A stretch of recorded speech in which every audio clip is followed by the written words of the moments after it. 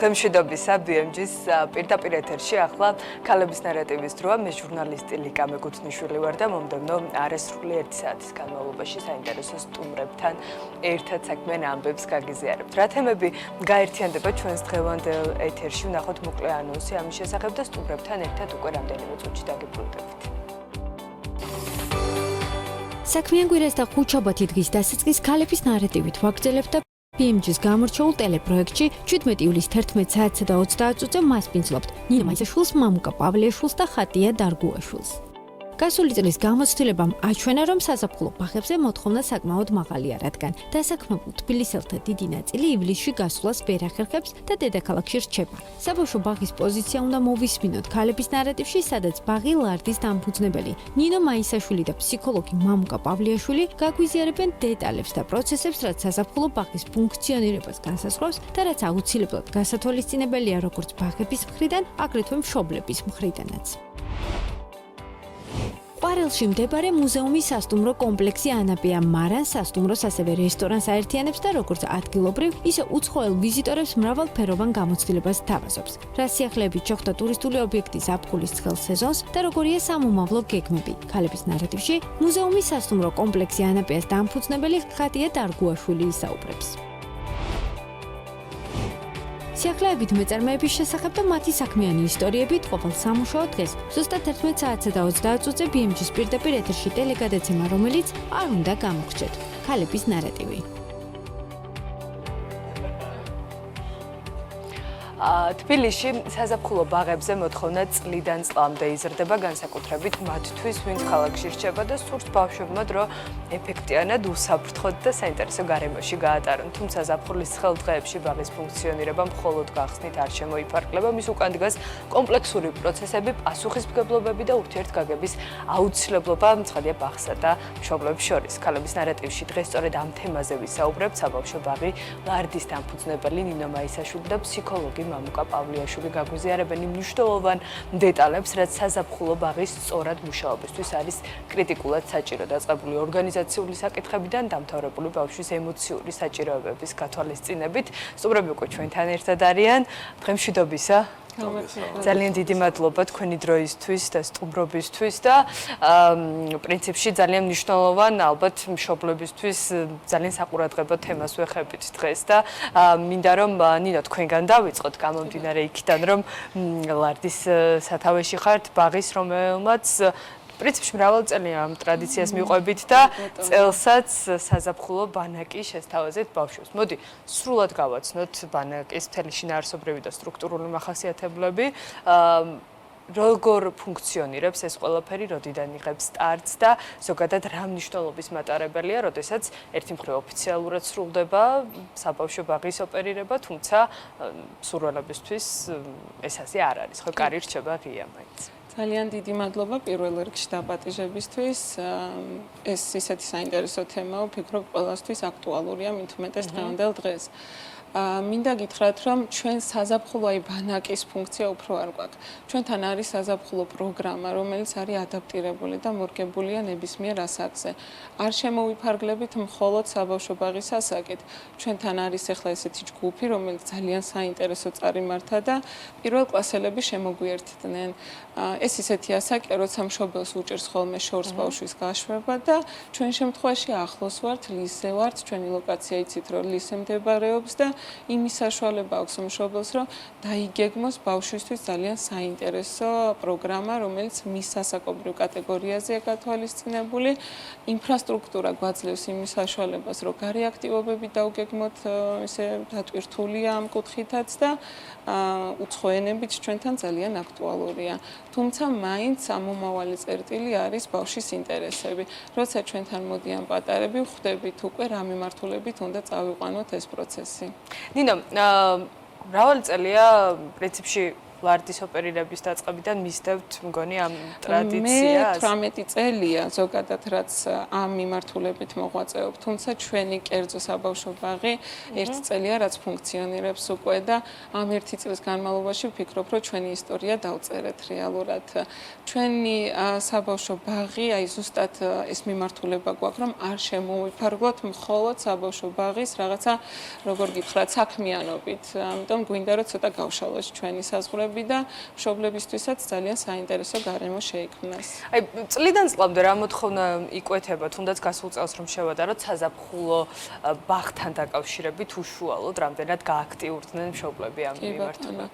სამწუხაროდ თუ საბედნიეროდ არ ვიცი, თუმცა იქიდან გამოგვიყვება ეხა სამწუხაროდ თუ საბედნიეროდ. იქიდან გამომდინარე, რომ მშობლები ძალიან აქტიურები არიან და დაკავებულები არიან თუნდაც ამ პერიოდში, ვერ ახერხებენ ბავშვების ქალაქგარეთ გაყვანას ესე 2 თვით თუნდაც და აქედან გამომდინარე მოთხოვნილება გაიზარდა, რა თქმა უნდა, რომ გახლავთ რამდენი პროცენტი? რომ აი ჩემიდან გამომდინარე, გადმოსახედიდან გამომდინარე, დაახლოებით 30% მაინც მატება გვაქვს ამ მიმართულებით. სანამ უშუალოდ იმასზე გადავიდოდეთ, რას თავაზობთ და რითი არის ეს ყველაფერი გამორჩეული, მინდა რომ ეხლა ძალიან საინტერესო თემა წამოჭერით, ეს სამწუხაროდ ამბავია თუ საბედნიეროდ, რომ ბავშვები უნდა ბავშვებს ატარებენ და ითხოვენ სულ უფრო აქტიურად მშობლები საზაფხულო ბაღს. კი, პირველ რიგში მადლობა მინდა მეც გადაგიხადოთ მოწვევისთვის, მიხარია რომ გამოცდილების გაზიარების საშუალება გვექნება ჩვენს, ჩვენი ბაღის გამოცდილებას გაგიზიარებთ და ზოგადადაც რაღაც საკითხებს შევეხები. საბედნიეროდ თუ არა, ამაზე გამიჭირდება პასუხისგაცემა გამომდინარე იქიდან, რომ ძალიან მრავალფეროვანი გვაქვს ხოლმე მშობლების და ბავშვების გამოცდილებაც. ვიღაცაებისთვის შეიძლება ძალიან საბედნიეროც იყოს, მაგალითად ჩვენ ბაღში თუ დადიან, მით უმეტეს საბედნიეროა ხოლმე. და ვიღაცების სამწუხაროდ შეიძლება იყოს, იმიტომ რომ ძალიან თვალსაჩინოდ ჩანს დეფიციტი ბავშვებსა და მშობლებს შორის ურთიერთობის. ჩვენთანაც არა მარტო საზაფხულო პერიოდში, სხვა დროსაც ძალიან დიდ დროს ატარებენ ბაღში, პირველ წუთებში მოყავთ, ბოლო წუთებში გაყავთ ხოლმე და რეალურად აღმოჩნდება, რომ ბავშვი ძალიან აკლია მშობლებთან კომუნიკაცია, რაც ისეთ მნიშვნელოვან დეფიციტს აჩენს ხოლმე.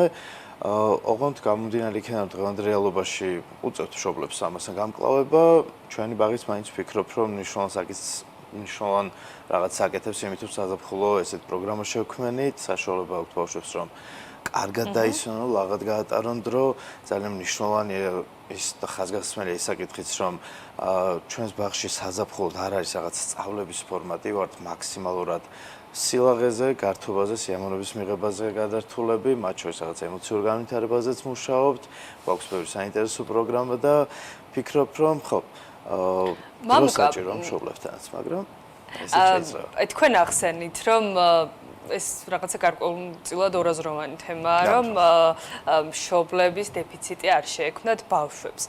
აი მან საჩნდება, ასე თქვა, თქვენი როლი და მშობლების და აი ამ თანამშრომლობის კორელაციის მნიშვნელობა, რომ ეს ყველაფერი ბავშვის ეს სწორად მივაწოდოთ, რომ ასე თქვა, ეს არ გახდეს პრობლემა მისთვის და მისი ფსიქიკისთვის დამაზიანებელი და არამედ იქცეს მართლა შესაძლებლობად და რაღაცა აი ეს ბალანსი როგორ უნდა დავიცვათ, ასე თქვა. კი, მოდი ჩვენი ბაღის გამოცდილებიდან ვისაუბრებ ამ თემაზე. ძალიან კარგი გამოცდილება დაგვიგროვდა ამ დროის განმავლობაში, გამომდინარე იქიდან, რომ გვაქვს ახლო და მჭიდრო კავშირი მშობლებთან.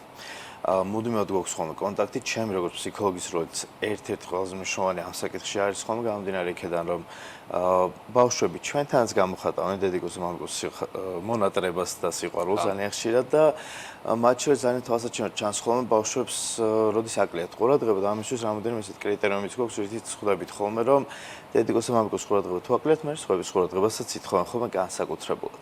ესეთ შემთხვევებში აუცილებლად შობას ვაყენებთ საქმის კურსში და ვეუბნებით, რომ მეტი დროის გატარება არის ბავშვთან საჭირო, მეტი დრო არ ნიშნავს მაინც და მაინც ბევრ საათს და ბევრ დღეს. შეიძლება იყოს 15 წუთი, მაგრამ იყოს ხარისხიანი 15 წუთი. ხარისხიანშიც შეიძლება ხარისხი როგორ იზომება? ზუსტად, კი, აი ამასაც ჩავშლი ხარისხიანი დროის გატარებაში მოიაზრება ის, რომ პროცესში ერთად იყვნენ ჩართულები მშობელი და ბავშვი. ბაღის მიდგომა ჩვენ ბაღში ეს ძალიან მნიშვნელოვანად გვაქვს გამოყოფილი, რომ არ არის სწავლების პროცესი, რომ შენ ახლა დაჯექე ეს სამკუთხედია, ეს კუთხედია, ეს წითელია, ეს შავია. არა, აქ არის პროცესი უნდა მიიღონ ბავშვებმა სიამოვნება, შეიძლება ბევრი შავი ნივთი ერთად დავაწყოთ, ბევრი მწვანე ნივთი ერთად დავაწყოთ, ამით გავუშვათ კითხვა, რომ ეს რა ფერია და ეს რა ფერია. და არა ის, რომ დაჯექი და მიუთითო თქვათ კონკრეტულ საკითხებს. ზუსტად ეს გამოიხატება ბავშვს და მშობლის ურთიერთობაც, აი ეს ჩართულობა, აქტიურობაც, იმ მხრივ რომ შეიძლება რაღაცა ერთად გააკეთონ, ერთად ითამაშონ პროცესში, იყვნენ ჩართულები, ერთმანეთს კითხვები დაუსვა. ესაუბრონ და ასე შემდეგ. ნუ ხარისხი მაინც ამაში გამოიხატება და არა უბრალოდ რაღაცა ერთ ოთახში გატარებულ დროში. კი ბატონო. ნინო, ხმები თავიდან ბოლომდე. ვისაუბროთ იმ სერვისებზე, რასაც თქვენ ახვედრებთ მშობლებს და პატარებს საზაფხულო ბაღის პირობებში, ასე ვთქვათ და რამდენად განსხვავდება ეს ოფიციალური სწავლების მეთოდისგან და პერიოდისგან ეს ხანმოკლე პერიოდი? კი ბატონო, სწორად აღნიშნეთ თქვენ, რომ ეს არ არის 10-იანი ციკლი.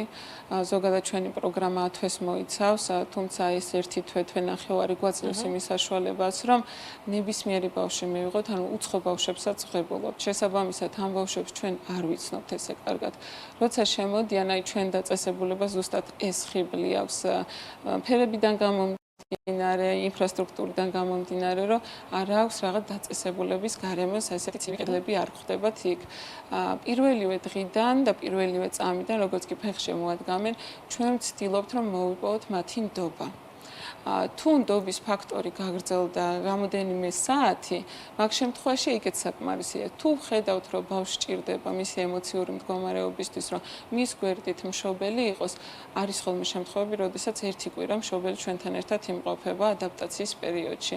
ძალიან დიდი სიფრთხილით ვუდგებით, ძალიან ბევრი ბავშვი მოგვიყვანეს ახლა ისეთი, რომელმაც სტრესი მიიღო ამ პერიოდის განმავლობაში, თუნდაც სხვაგან მისვლის გამო, არ მინდა დავასახელო ახლა. თუმცა აი ჩვენთან მოახერხა, დამშვიდა, დაწყნარდა და თავისი მაქსიმალური რაღაც შესაძლებლობებიც გამოავლინა. ვფიქრობ, რომ ამით არის ჩვენი ბაღი განსხვავებული და ის მზაობა, რაც ჩვენს პედაგოგებს აქვთ, ემოციური მზაობა, ამას ძალიან კარგად გრძნობენ ბავშვები. ყველაზე დიდი ჩემთვის გადამწყვეტი ფაქტორი და გადამწყვეტი როლი ზუსტად ამას აქვს, როცა ბავშვი დარწმუნებულია იმაში, თუ რას აკეთებ შენ და რა მიზანს ემსახურება შენი თითოეული გადადგმული ნაბიჯი. რამდენად დიდი ნაკადი იყო წელს და რა პერიოდს გრძელდება ეს ყველაფერი და მათ შორის როგორ არის აი თეორია პრაქტიკასთან კორელაციით სწავლების მეთოდი? მე მინდა ხაზი გაუსვა იმას, რომ ჩვენთან ფიზიკურად ნაკადი რომც იყოს დიდი, ანუ 4 ჯგუფი გვაქვს მხოლოდ. ანუ 1200 კვადრატში 4 ჯგუფი ფუნქციონირებს, აქედან გამომდინარე დიდ მასშტაბებზე ჩვენ არ გავდივართ როგორც ასეთი. თუმცა მოთხოვნა როგორც ვახსენე, ანუ იმატებს და მზად ვართ, რომ სამომავლოდ უკვე საზაფხულო თუნდაც პროგრამები დავგეგმოთ სხვა ლოკაციებზე. და ეს არც ეხება მხოლოდ რაღაცა საბავშვო ასაკის ბავშვებს და რა დიაპაზონში შეიძლება რომ მოიყვანონ? სავარაუდოდ ჩვენ როგორც ვფიქრობთ მესამე კლასამდე, იმიტომ რომ ზუსტად ეს ის ასაკია, როდესაც აი მშობლებს 2-3 წლიდან? კი ბატონო, 3 წლიდან. 3 წლიდან ჩვენთან ბაგა არ არის, არ ფუნქციონირებს, 3 წლიდან ვიწყებთ ბავშვების მიღებას და მესამე კლასის ჩათვლით გვექნება მაგის საშუალება, რომ სამომავლოდ დავგეგმოთ მათთვისაც საინტერესო პროგრამები. კი ბატონო. მამუკა, გასაგებია რომ ვისაუბრეთ ერთი მხრივ ამ დეფიციტის პრობლემაზე, რაც შეიძლება შულს კონდეს მშობელთან ურთიერთობის ნაწილში და ხარისხიანად გატარებულ დროზეც ვისაუბრეთ, მაგრამ თუ ესეც ხდება და ხარისხიანად ატარებს მშობელი შულთან დროს და ეს ყველაფერი გრძელდება მათ შორის ზაფხულის პროცესში. რამდენად მიზანშეწონილია, რომ ეს მთელი ასე ვთქვათ 10 თვიანი პროცესი, როდესაც უწყვეტად გრძელდება ეს ბაღის რუტინაში ეს უკვე გაგრძელდეს ზაფხულში. აი ფსიქოლოგია ხო არ ემზადება ბავშვის, რომ რაღაცა ამ დროს უნდა დაისვენოს მაგალითად და აი ეს რა გავლენას ახდენს? კი, ძალიან სწორი ხაზგასმა არის. ნამდვილად ხდება ხოლმე ასე, რომ ცოტა გასვენების ფორმატი გადადის და უფროსებსაც ჭირდება და ბავშვებსაც ზუსტად იგივე განცდები აქვთ ხომ ზაფხული მოდის გართობა და ასვენება უნდა. ამიტომ ვთქვი თავიდან, რომ ჩვენთან ბაღში აი ზაფხულის პერიოდი განზრახ გვაქვს ისე გაკეთებული, რომ იყოს მაქსიმალურად სუბუქი და არასწავლებაზე ორიენტირებული და სწორედ ეს იყო გათვლა, რომ ბავშვებმა დაისვენო კიდეც და მაინც ასე ვიტყოდი, მთლიანობაში ოჯახთან ერთად გატარებული თუ ძალიან მნიშვნელოვანია, გამომდინარე იქედან, რომ თუნდაც ზაფხულში კარგად დასვენება ბავშვმა დედიკოს გამგოსგანაც უნდა ისწავლოს. შრომას, მუშაობას ხედავთ ეს წლის განმავლობაში, თვითონ შრომობენ და დადიან, აგერ 8 საათი ბაღში ატარებენ ხოლმე და მე უკვე დასვენების გამოცდილებაც უნდა გქონდეთ. კი, ჩვენი ბაღიც აგვისტოში ისვენებს და ეს დრო ამ დროს ჩვენი ბაღის აღსაძლებელების გამოიყენება მშობელთა გასტარებად და ზოგ შეიძლება მართლაც რომ გქონდეთ შანსი ზაფხულშიც აგვისტოშიც ეტარებინა ბავშვები, მაგრამ ხო, ეს გეპი სპეციალურად გაქვთ დატოვებული, ეს ერთობლივი, ასე ვთქვათ, აუცილებლად კი. კი ბატონო, გადაწყვეტილება და სამწუხაროდ ჩვენს გვიწევს გარკვეული ჩარჩოების შემუშავება იქიდან გამომდინარე, რომ ეს სპეციფიკა შეიძლება ყველა მშობელმა არ იცის, რამდენად დამაზიანებელია და რამდენად როგორ იმოქმედებს მის შვილზე მთელი წლის განმავლობაში ბაღი იქნება, სკოლა, ბანაკი არა აქვს მნიშვნელობა, სახლის მიღმა გატარებული დრო მის ფსიქიკაზე. აქედან გამომდინარე, პატარა საზღვრებს და პატარა ჩარჩოებს ჩვენს ვაწესებთ ჩვენთვის და ვცდილობთ რომ ეს რეკომენდაციები გავცეთ. კი ბატონო. მამუკა, ჩვენ ვსაუბრობდით და მათ შორის თქვენც აღნიშნეთ, რომ ამ პერიოდში და ალბათ ზოგადად ბაღის დაწყებისასაც თან ახლავს ხოლმე ინდივიდუალურ შემთხვევებზე ვსაუბრობ, როდესაც ბავშვის ფსიქოლოგია ვერ იღებს ამ მოცემულობას, რომ მან უნდა იაროს ყოველდღურად ბაღში და აი პროტესტიც ახსენით, რომელიც რიად გამოხატა. თუმცა ეს ძალიან ბევრი შემთხვევა მოგვისმენია ასეთი და ამ დროს ერთი მხრივ შეიძლება მშობელი იღებდეს გადაწყვეტილებას, რომ მოდი აი ჩემმა შვილმა ვერ მიიღო და მოდი აღარ ვატარო ბაღში. და მეორე მხრივ ზალდატანებით რომ მაინც დაყავთ. აი ამ შემთხვევაში სად უშვებენ შეცდა მას და რა უნდა გაითვალისწინოს მშობელმა ასეთ დროს? საერთოდ უნდა ჩამოაშოროს თუ რაღაცა სხვა ხერხები უნდა მოქმედოს? ორი ვარიანტი რომელიც განიხილეთ გონია რომ არც ერთი თად სწორი შეიძლება არ იყოს. სად არის ახლა მაშინ სიმართლის მარცვანი? არის მართლაც რომ არის ხოლმე მომენტები, როდესაც ბავშვს საუბარ ჯერ არ აქვს ბავშვის სიარულის დაწყების. და ეს შეიძლება იყოს ასაკიდან გამომდინარე, შეიძლება ოჯახში მიდგომებიდან გამომდინარე იყოს და მეც მიმიცია რეკომენდაცია რომ ჯერ სახლში იმუშავეთ და ეს სამუშაო შეიძლება იყოს მაგალითად ის რომ სახლში დედიკოს და მამიკოს გარეშე მარტო თამაშს მიეჩიოს სულ რამოდენიმე წუთით მაინც, რათა მერე უკვე შეძლოს ეს მარტო თამაში ბაღში გადაიტანოს უფრო მეტი დრო მოახმაროს ამას და ეს ძალიან ეხმარებათ ხოლმე ბავშვებს, ეს უნარით უკვე გამომუშავებული აქვს, ამ შემთხვევაში აღარც არის ხოლმე საჭირო იშვიათად ყოფილა რომ მithქოს რომ აი მოდი ცოტა ხანი დავაყოვნოთ და არ მივიყვანოთ ბაღში. და მეორე ფაქტორი არის ხოლმე რომ ბაღის დახვედრა როგორი არის, ამას ძალიან დიდი მნიშვნელობა აქვს თუ ბაღის სწორი მიდგომებით ხდება, დიდი ალბათობით მსგავსი პრობლემა გადალახვადია ხოლმე. ვფიქრობ რომ დანებებაც არ ღირს, ცდილობა ღირს ხოლმე რომ მოუმატოთ და როგორც წესდარიგია სწორი მიდგომების საფუძველზე ყოველთვის გამოდის ის რომ ბავშვს კომფორტულად ცნობს თავს და მშობელის მშვიდად ერთსაც ასევე ძალიან მნიშვნელოვანი ფაქტორია. ძალიან კი ბატონო, თუ გნებავთ დამატება და დავასრულოთ. ჩვენთან მიღების პროცესში არ ხდება აქცენტი მხოლოდ ბავშვზე. ხშირ შემთხვევაში უფრო მეტად განიცდიან მშობლები ამ პირველ გადადგმულ ნაბიჯებს და ამიტომ ჩვენი კარი ღია მშობლებისთვის. ხშირ შემთხვევაში არის ხოლმე რომ მშობლებს ვთხოვთ რომ აიღონ რაღაცა ერთკვირიანი გაპი სამსახურში და დაგვითმონ დრო, რომ თვითონაც შემოვიდნენ, ნახონ შიდა პროცესები როგორ მიმდინარეობს, უფრო დამშვიდნენ, დაწყნარდნენ, რადგან ეს ემოციური ფონი ბავშვებზე ძალიან მოქმედებს. ძალიან დიდი მადლობა წარმატება თქვენ და სეზონით წინ არის და შემდეგ მოვიკითხავთ აუცილებლად იმ დატვირთულობას, რომელიც ექნება ლარდის და დარწმუნებული ვარ მოთხოვნა აუცილებლად იქნება მზარდი იმ სერვისების და შეთავაზებების გათვალისწინებით, რაც თქვენს პორტფელში ერთიანდება.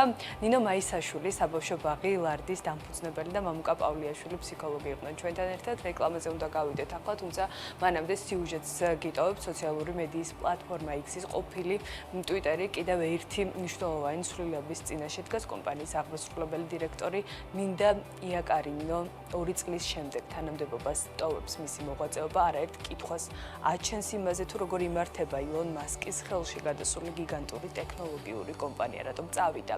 იაკარონი და რა გავლენა შეიძლება მოახდინოს მისმა გადაწყვეტილებამ X-ის მომავალზე ვნახოთ სიუჟეტი და რეკლამის შემდეგ უკვე სტუმარ მასპინძლობის თემით დაგიბრუნდებით.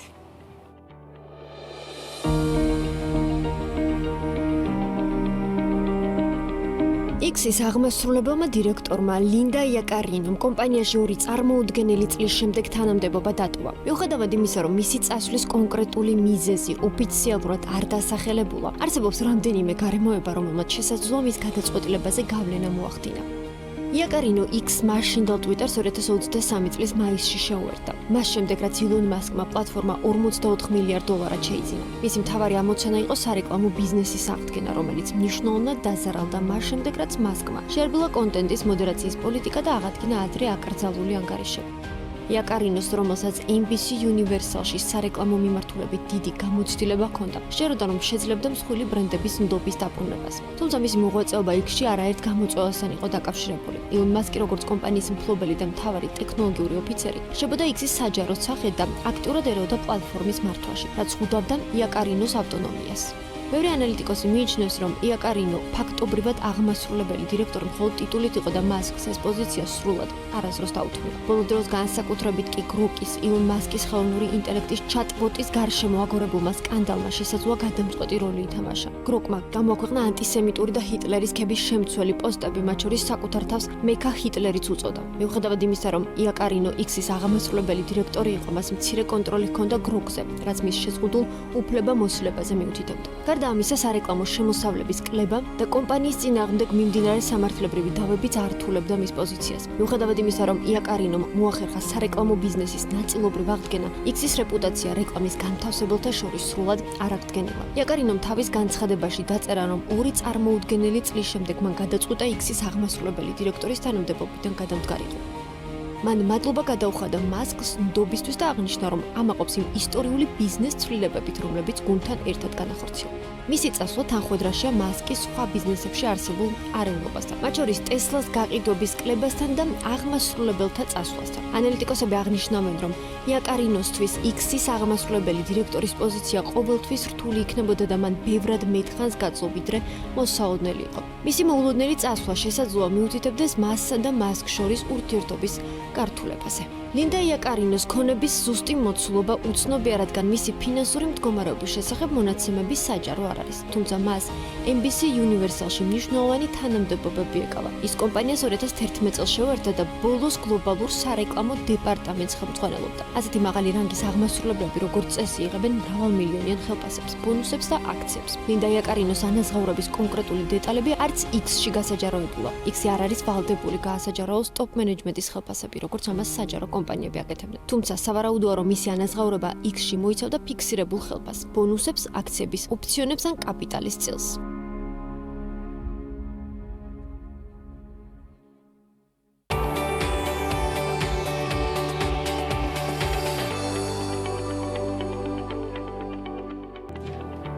ქალების ნარატივი გრძელდება. მე მის წამყვანი გამეკუთვნიშვილი ვარ და გადაცემის ამ ნაწილში კახეთის სტუმარ მასპინძლობის ინდუსტრიაში ვინაცვლებთ და გამორჩეული კონცეფციის კომპლექსის შესახებ გიყვებით. ყვარლის რაიონის სოფელ თხილისწყაროში ანაპეას სოფლის ისტორია ღვინის წარმოებითა და ვენახების გაშენებით იწყება, თუმცა მალევე მისმა დამფუძნებლებმა გადაწყვიტეს, რომ სტუმრებისთვის სრულყოფილი სივრცე შეეთავაზებინათ და ასე მე-19 საუკუნის ინსპირაციით ისტორიული სოფელიც შექმნეს. მიმდინარე წლის გაზაფხულზე ტურისტული კომპლექსი ანაპეა ვილიჯი ოფიციალურად გაიხსნა. ის ერთგვარ ცოცხალი მუზეუმის სივრცეს ქმნის, სადაც ქართული ტრადიციული ელემენტებითა და იდეით შექმნილი სახლების, საკვების სივრცეები, ღვინის სადეგუსტაციო თუ სხვა კომფორტზე ორიენტირებული ლოკაციები არის გაერთიანებული. ხატია დარგუაშვილი ანაპეას დამფუძნებელი გვერდდება ახლა პირდაპირ ეთერში და საქმიან ამბებს ახალგახსნილი ტურისტული კომპლექსის შესახებ ახლა თავად გაგვიზიარებს. ხატია, ხემშვიდობისა.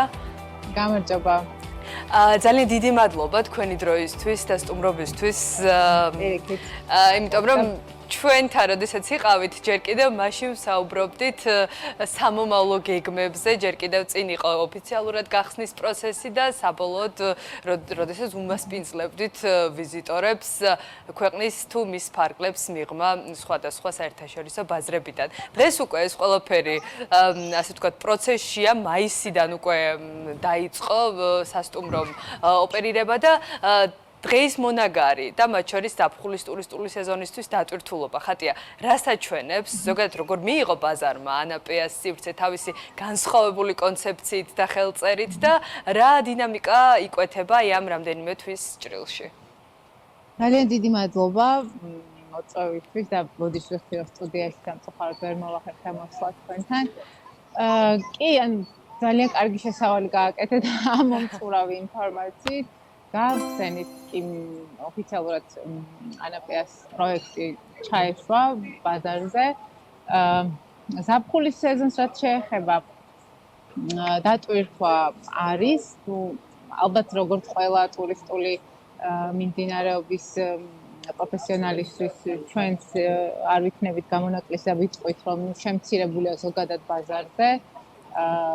ის ბაზრები, რაზეც ჩვენ ვართ ორიენტირებული, ევროპის ძირითადად და დასავლური სამყაროს ტურისტები, მაგრამ იქნება გამომდინარე, რომ ჩვენ გვაქვს ესეთი ძალიან განსხვავებული კონცეფცია, მაინც მგონია, რომ უფრო გამოვირჩევით, ასე ვთქვათ.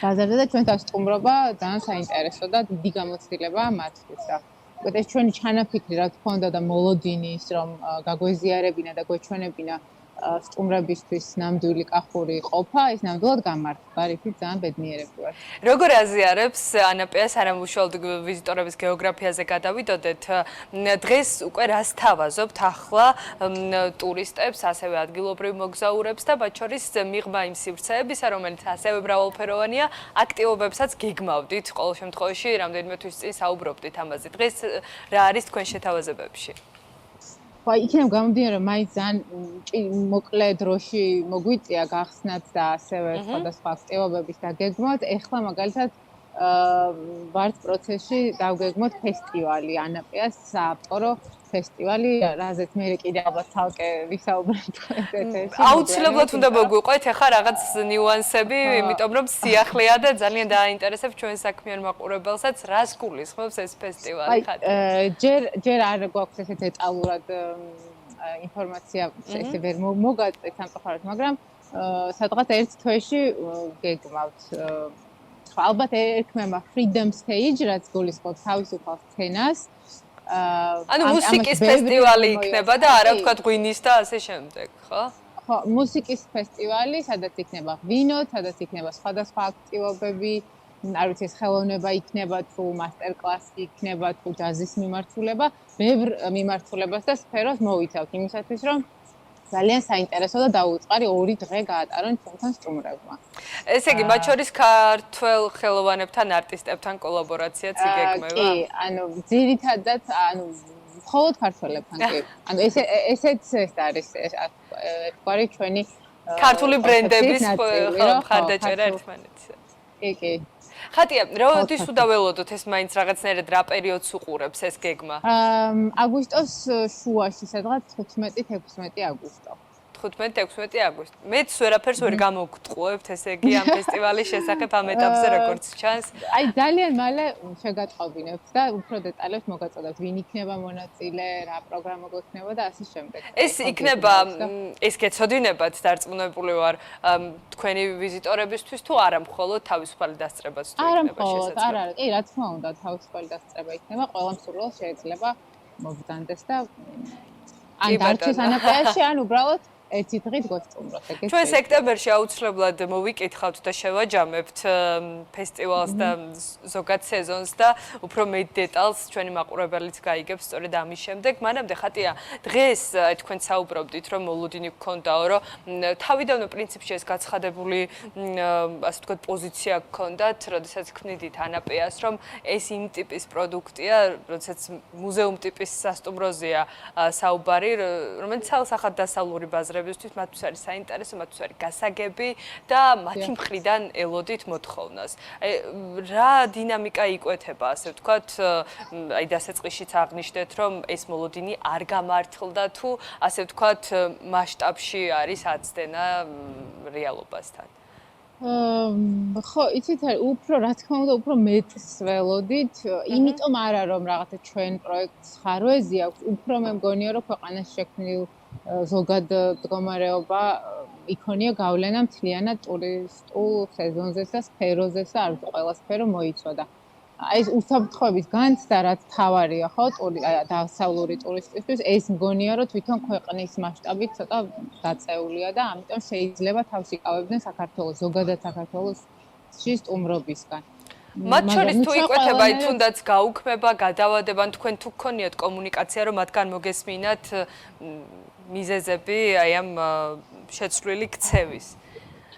ხო, იცით ახლა ესე გაუქმება არა, უბრალოდ აი თავს არიდებენ და თქვათ მიმართულებას ცვლიან ტურისტულ, არ ვიცით, იმენა დასასვენებელი იყოს თუ რაღაც სხვა საგანმანათლებლო მიზნით. ამიტომ თქვათ იმ ჩვენ თუნდაც ჩვენ მეგობრებთან რომ სადაც თქვა ჩვენ ღვინო გაგვაქვს სხვადასხვა ქვეყნებთან, მაგალითად ამერიკასთან, ამერიკელებთანაც გქონია შეხება რა თქმა უნდა და სულვე კონტაქტები და ვესაუბრები და ყველანაირად ჩართულები არიან ჩვენს პოლიტიკურ და სამოქალაქო ცხოვრებაში და იციან აქ რაც ხდება. ამიტომ აი მითხრეს რომ კი გეგმავდი თქვა დიდი ჯგუფით ჩამოსვლას, მაგრამ მონაწილეთა უმრავლესობა თავს იკავებს ამ ეტაპზე. უსაფრთხოებას ასახელებენ თქვენ შემთხვევაშიც მიზეზად. ნუ უსაფრთხოების გამო ხო აი კურსის ცვლილების გამო, რასაც ხედავენ თქვა ჩვენი და რასაც ჩვენც ვხედავთ პრინციპში ხო რა თქმა უნდა.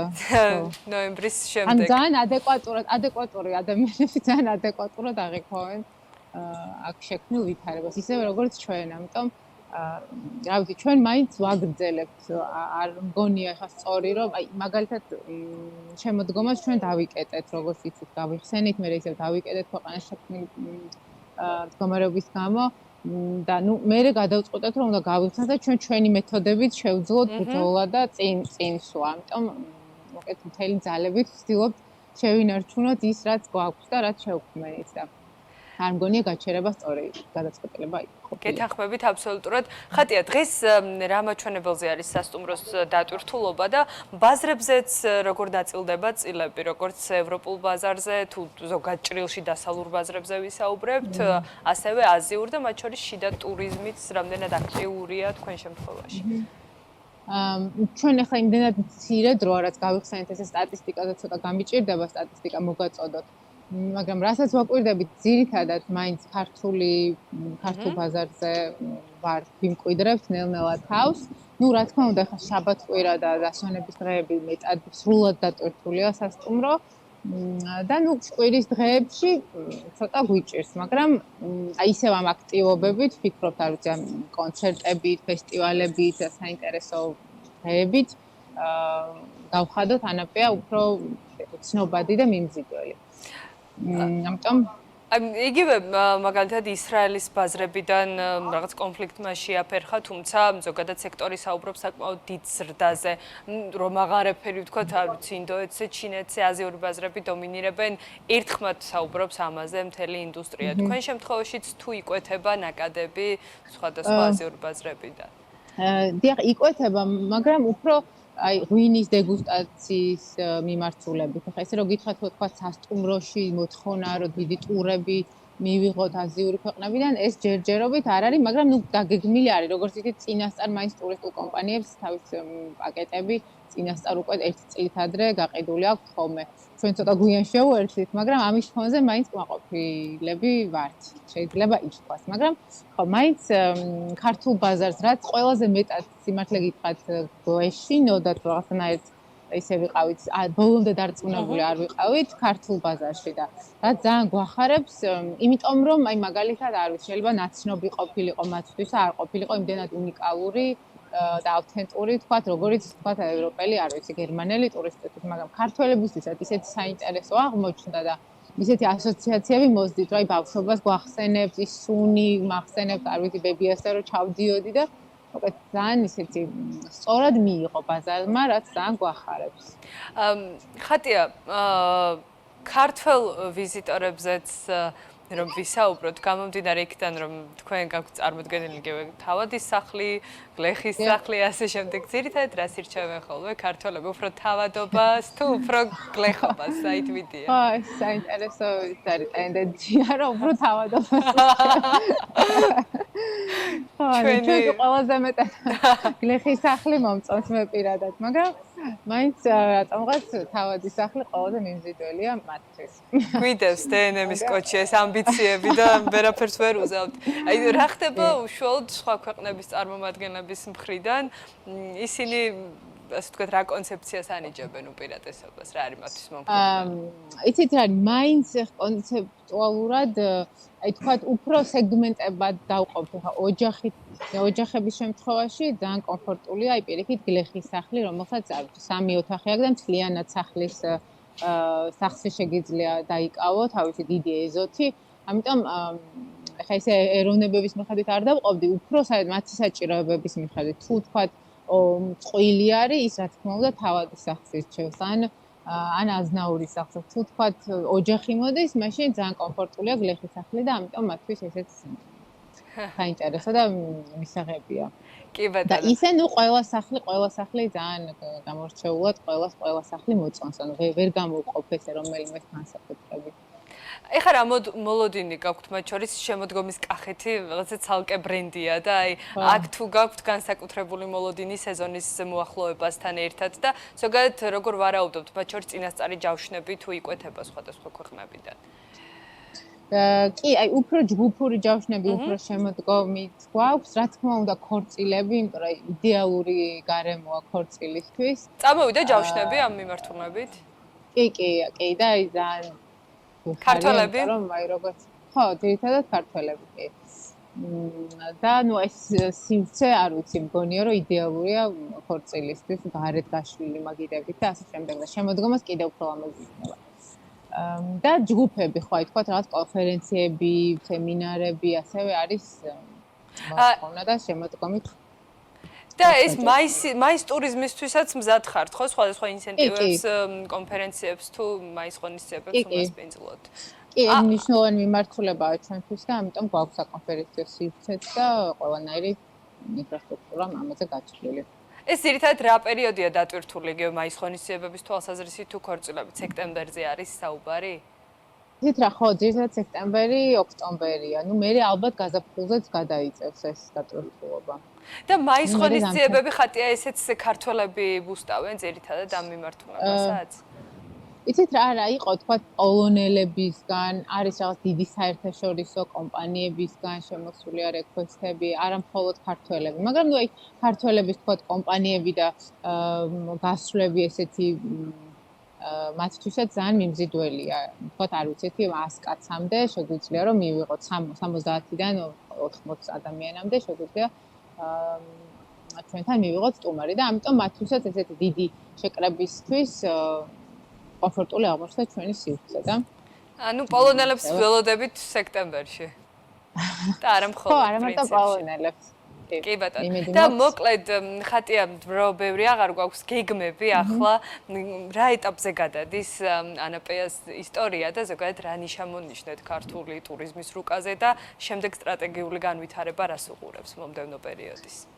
ეხლა რაც ძირითადად თავში გვიტრალებს, ეს არის ესეთი ამ წელს უფრო სწრაფი ტემპით ფესტივალის ჩატარება და შემდეგ წელს უფრო ფართო მასშტაბიანი გვინდა გავხადოთ და ძალიან საავტორო და ესეთი საგანმანათლებლო იერი მივცეთ ამ ყველაფერს, სადაც ბევრ სფეროს მოვიცავთ. ეს გვაქვს ძირითადი ახლა მიზანი, კადრებზე რო აღარ ვისაუბროთ, ეს დიდი პრობლემაა და აქაც ვიბრძვით კადრების შენარჩუნება მიღებისთვის. ნუ რა თქმა უნდა, ცნობადობის გაზრდასთან ერთად ჩვენი ნიშის და კონცეფციის შენარჩუნება და განვითარება. წარმატება ძალიან დიდ წარმატებას გისურვებთ და მოვიკითხავთ აუცილებლად სეზონს როგორ დახურავთ და ასე ვთქვათ არანაკლებ კახეთისთვის ყოველ შემთხვევაში ცხელ შემოდგომის სეზონსაც როგორ დახვდება ბრენდი რომელიც ნამდვილად ვითარდება და ძალიან ბევრ ვიზიტორს და დატვირთულობის მაღალ კოეფიციენტს გისურვებთ. ძალიან დიდი მადლობა და გელოდებით ჩვენთან ანაპეაში. ძალიან დიდი მადლობა. ხატია დარგუაშვილი ანაპეას დამფუძნებელი იყო ჩვენი სტუმარი. კიდევ ერთი თემა უნდა გაგიზიაროთ. ერთად გავიგოთ რომელია ყველაზე ძვირადღირებული ტურისტული მიმართულებები. ამის შესახებ მოგიბზადეთ ვიდეო ისტორია. მე კი ხვალამდე გემშვიდობებით დროებით.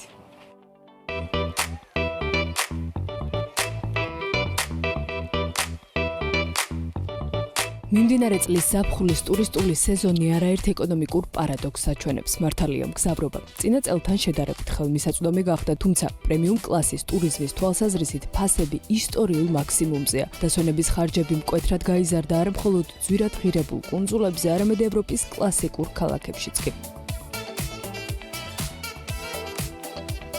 მიმდინარე წლის სტატისტიკას თვალი გადავავლეთ და აღმოჩნდა, რომ წელს დასვენება მოგზაურებს ყველაზე ძვირი ბარბადოსზე დაუჯდებათ. ელიტარული დასვენების სიმბოლო. ლაქშერი ტურიზმის მოყვარულებში წლებია პოპულარობას არ კარგავს და გამონაკლისი არც მიმდინარე ზაფხულია. მდიდრული ვილები, ფირუზისფერი წყლები კუნძულზე, კერძო ტრანსფერი, გამორჩეული არქიტექტურა და ბრიტანულ-კარიბული კულტურის უნიკალური სინთეზი. ეს ყველაფერი მას 2025 წლის ზაფხულის ყველაზე ძვირადღირებულ მიმართულებად აქცევს. 4-5 ვარსკვლავიანი სასტუმროების ღირებულება ცხელ სეზონზე დაახლოებით $1000-დან იწყება. ავიაბილეთების ღირებულება ევროპიდან და აზიიდან $1000-1500 ფარგლებში, რეგიონის ქვეყნებიდან კი ეს მაჩვენებელი $600-დან $900-მდე დიაპაზონში მერყეობს, რაც შეეხება დღიურ ხარჯს. კვებისა და სხვა აქტივობების ჩათვლით, საშუალოდ $330 უნდა გაითვალისწინოთ. დაუფასებელი, მაგრამ მაღალი სეგმენტის მოგზაურებისთვის კარგად ნაცნობი ანტიგუა და ბარბუდა, ასევე ერთ-ერთი ყველაზე პრესტიჟული ტურისტული მიმართულება. კუნძულზე წვდომა საკმაოდ რთულია, რაც თავის მხრივ ავიაბილეთების ფასებზეც ისახება, რომელიც $900-დან $1400-მდე მერყეობს. ძვირადღირებული იახტებით დატვირთული სანაპიროები და ქოქოსის ტყეებში ჩაფლული კერძო რეზიდენციები. ეს ყველაფერი აქაურ დასვენებას ნამდვილ ფუფუნებად აქცევს. ეს მოცემულობა კი ავიაბილეთების მიღმა სასტუმროს ნომრების ღირებულებაზეც ისახება ანტიგუასა და ბარბუდაზე. ერთი ღამის გატარებისთვის $700-დან $1200-მდე უნდა გაითვალისწინოთ. დღიურ ბიუჯეტად კი მინიმუმ $310 გადადოთ. სოფლიოში ყველაზე ძვირადღირებულ ტურისტულ მიმართულებებს შორის სენტ-კიტსი და ნევისიც მოიაზრებათ, სადაც დასვენება ხმაურიან კარიბულ სეზონებს არაფრით გავს. ავია მიმოსვლიდან დაწყებული სასტუმროებითა თუ შიდა გადაადგილებით დასრულებული, ყველაფერი მეტყველებს იმაზე, რომ კუნძული არა მასებისთვის, არამედ ერთეულებისთვის არის შექმნილი. ის, ვისაც იქ დასვენებისთვის არც ავიაბილეთებში საშუალოდ $500-დან $600-მდე გადახდა ენანება, არც მინიმუმ $300 იშურებს ერთი ღამის გატარებისთვის და დღიურ ხარჯად $270-იც გადადებული აქვს. კიდევ ერთი მიმართულება, რომელიც 2025 წელსაც ფუფუნების სიმბოლო სტატუსს ინარჩუნებს, მალდივებია, რომელიც თავისი ეგზოტიკური სანაპირო ვილებით, ცისფერი ლაგუნით, ბუნგალოებით, ინდოეთის ოკეანის დაუსრულებელი პლაჟებით, ფერადი, ეროვნული სამზარეულოთი, დაივინგის დაუვიწყარი გამოცდილებითა და მშვიდი ატმოსფეროთი მუდმივად გამორჩეულის პოზიციაშია. მალდივებზე ჩასაფრენად ავიაბილეთების ფასი ზაფხულში საშუალოდ $700-დან $1200-მდეა. ელიტურ ვილებში განთავსება ღამეში $430-დან $800-მდე ჯდება. დღიური ხარჯი კი საშუალოდ $260 შეადგენს. და ბოლოს, კუნძული, რომელიც მცირე ბიუჯეტს არავის პატიობს. პრინციპში ასეთებს დიდად არც ზემოთ ჩამოთვლილი მიმართულებები წყალობს, თუმცა ამ შემთხვევაში საუბარია გრენადაზე. ნაკლებად ცნობილ, თუმცა ძვირადღირებულ ტურისტულ მიმართულებაზე, რომელიც ამავე დროს სრულად იმპორტ დამოკიდებულია, რაც ხარჯებს, განსაკუთრებით კვების ნაწილში, კიდევ უფრო ზრდის. თუ გრენადაზე მოგზაურობას გადაწყვეტ, ზად უნდა იყოთ ფრენაში $600-დან $1200-მდე გადაიხადოთ. სასტუმროში ერთი ღამის გატარებისთვის კი მინიმუმ $300 გადადოთ. თუმცა, ისიც უნდა გახსოვდეთ, რომ სრულყოფილი დასვენებისთვის მხოლოდ ეს ორი კომპონენტი საკმარისი არ არის და ბიუჯეტში დღიურ ხარჯად $240 შეყვანა მოგიწევთ.